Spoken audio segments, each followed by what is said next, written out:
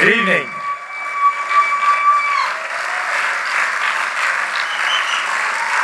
Good evening. Thank you very much.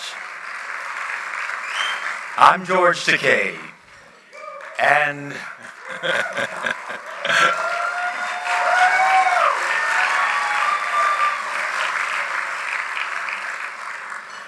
a few days ago, this past week, on December 7th, we observed Pearl Harbor Day, a very significant day, the day 75 years ago when Japan bombed Pearl Harbor and plunged the world into a Second World War. That bombing revealed the military vulnerability of America, but it also revealed another vulnerability.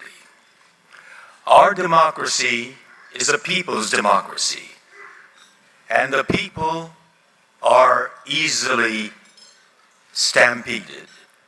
The horror of the bombing of Pearl Harbor swept through this country, and there was a wave of war hysteria and racism directed at Americans of Japanese ancestry.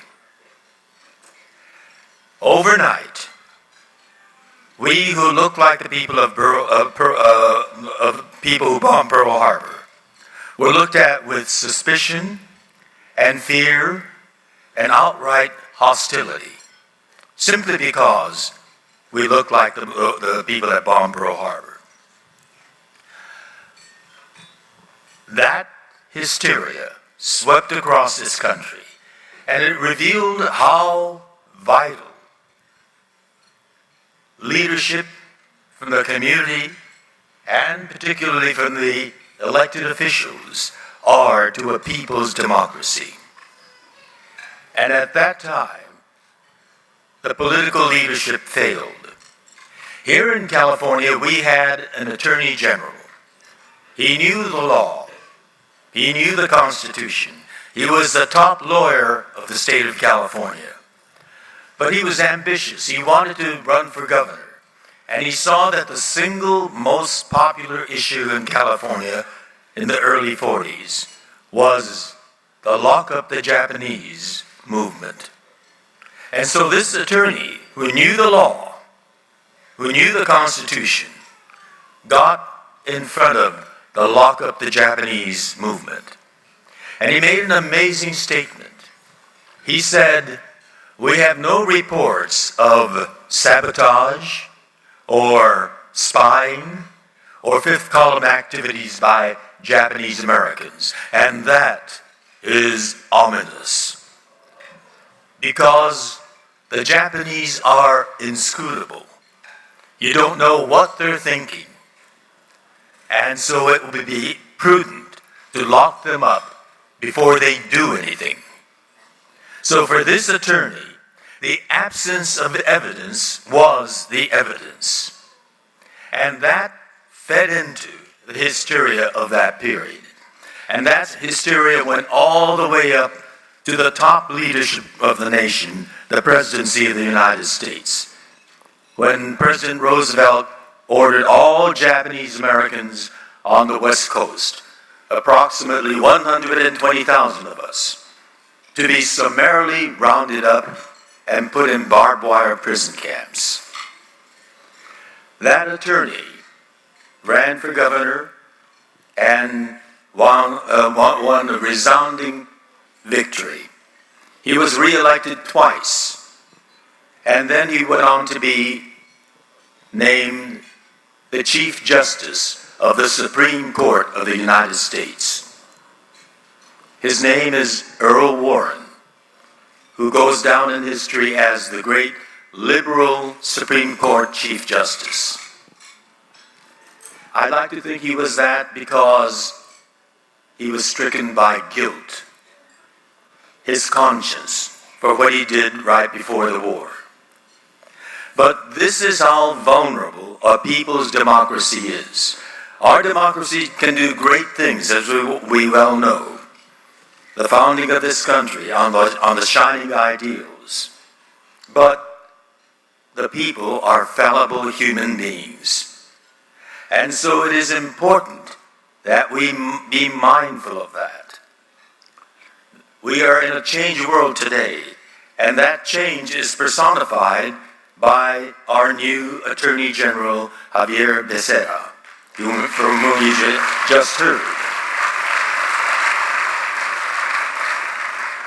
He has been a strong and audible voice for what is right, what is just.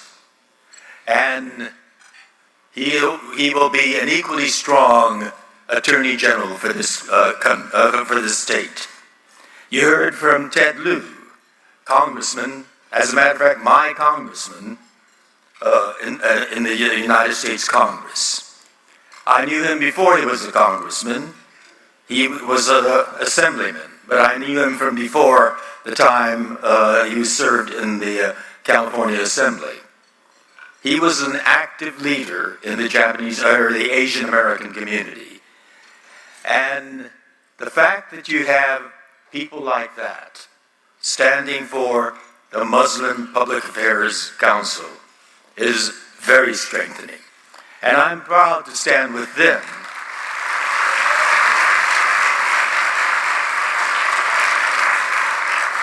in support of MPAC, because MPAC has been serving the community for 30 years now, making a strong stand for diversity of the people, of many different ethnicities, of many different faiths, of many different cultures, and that infinite diversity and infinite combination working together in concert, because that is the strength of our system.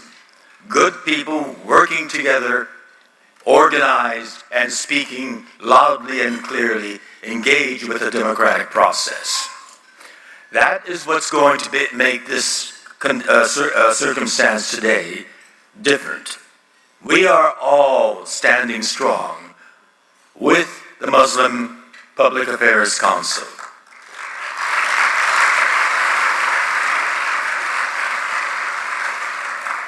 When I heard that first trial balloon a few weeks ago from Carl Higbie, a surrogate for the Trump administration, or Trump transition team, I knew exactly what was going to be coming down.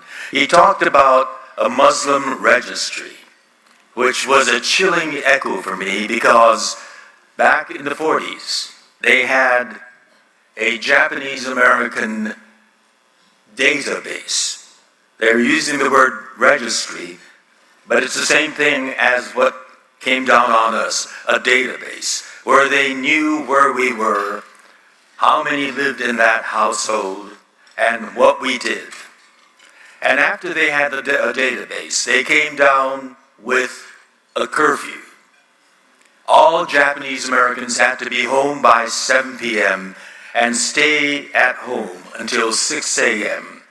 We were imprisoned at night in our homes. And then we discovered that our bank accounts were frozen. Our life savings became inaccessible. And that was followed by the soldiers coming to take us away. That must never happen again today.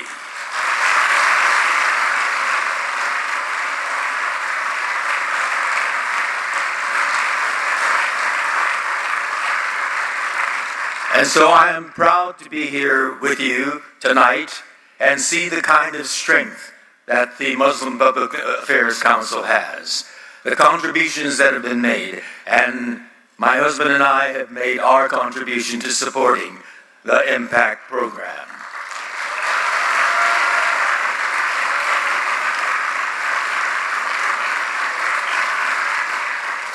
We are here as Americans who believed in the cherished ideals of our people's democracy. And we, the people, will sing out in concert that we are Americans proud of our American ideals, and we will never forsake them. Thank you very much for what you are doing.